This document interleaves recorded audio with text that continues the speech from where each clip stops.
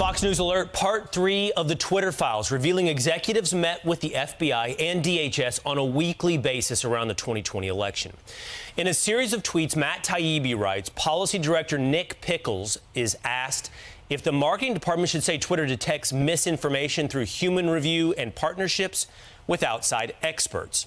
Pickles is told to say partnerships. Not sure we describe the FBI and DHS as experts, was the quote. Here to react, Harmeet Dhillon, CEO of the Center for American Liberty and candidate for RNC chair. More on that in just a moment here with Harmeet. But let's start with this topic, if we might. It's great to see you this morning. Thanks for being with us. What do you take away from this coordination between the FBI and Twitter? Well, I'm not surprised by it because actually we filed 2 different lawsuits over the last several years over this issue of the censorship of Twitter and how Twitter's censorship doesn't line up with its own terms of service. I suspected that something was up, like many other conservative activists over time. I've also seen my engagement go up and down on a large account with several 100,000 followers, and I suspected it was because of political suppression. We learned it was true when I represented a client, Rogan O'Handley. Judicial Watch sent a Public Records Act request to the state of California and found that there are thousands of documents proving that California coordinated with Twitter and other social media companies to do exactly this. Now we've learned through Eric Schmidt's lawsuit and other AGs that the federal government coordinated as well. So from Fauci to the FBI and probably other federal agencies we don't know about yet, it is clear that this has been happening, and in my opinion as a First Amendment lawyer, it is a violation of the First Amendment for our government to collude and coordinate with private entities to suppress the speech of American citizens for political or any purposes, and it's outrageous. And so far, the courts have been resistant to allow these claims. We have one case pending in the Ninth Circuit right now after argument last week. But it is very important that all Americans realize the threat that is posed by big tech companies, which are now effectively the place that most of our discourse and our information even is received and takes place, are affecting and not just affecting and suppressing, but manipulating what we see. So we need to know more about this. There needs to be litigation. And in my opinion, there really needs to be accountability, including for these tech executives lying to Congress about what they did. In fact, let's bore into that, Harmeet. Here is Jack Dorsey before Congress saying they do not, in fact, shadow ban conservatives. Does Twitter censor the content of its users? Does it hide what it would consider inflammatory comments, whether they be social or political? Absolutely not. Has Twitter ever been involved in shadow banning?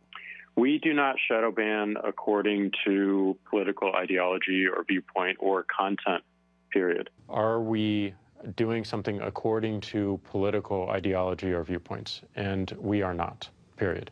We do not look at content with regards to political viewpoint or ideology. Are you censoring people? No. Twitter shadow banning prominent Republicans is bad. Is that true? No.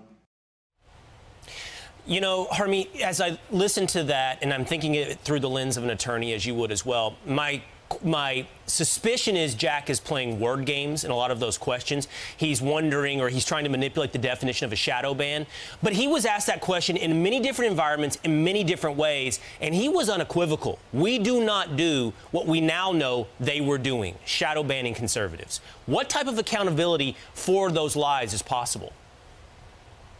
Well, I mean, you know, you could have Congress call him back and, you know, maybe pursue some form of contempt or criminal referral for that, for lying under oath. Not only are they trying, the one I'm listening carefully, not only is he attempting to sort of parse the term of shadow ban, but maybe also parse the term of conservative. You know, conservative actor James Woods was in the Taibbi drop #1 and also the drop #3 yesterday. I don't think there's any question that they widely banned, shadow banned, deboosted, censored, even deplatformed conservatives specifically on the basis of their conservative ideology, affiliation, and viewpoint. And so I don't know if the feckless Congress, even on my side of the aisle, is going to be willing to do something about this. but they really should. And I'm expecting to see a flood of litigation as well. Well, on that note, Harmeet, you're running for chairwoman of the RNC against Ronna McDaniel. You know, on this issue and many others, what type of change could you effectuate? What type of accountability could you, and what type of wins could you bring to the Republican Party? Well, what I know is we've lost over the last 3 election cycles and 2 Georgia runoffs. And the losses are unacceptable, and our base is really fed up with it and frankly are not turning out at the polls because of that. Excuse me. The RNC plays a very important role overall to raise money, to set the message, set the tone, to train our volunteers and our staff to get out the vote. And I think that we're not using the most modern methods to do that. What I know is that if we don't do something differently than we did in the last 6 years, we're not going to win in 2024. I'm hearing loud and clear from thousands of voters that our party is demanding change.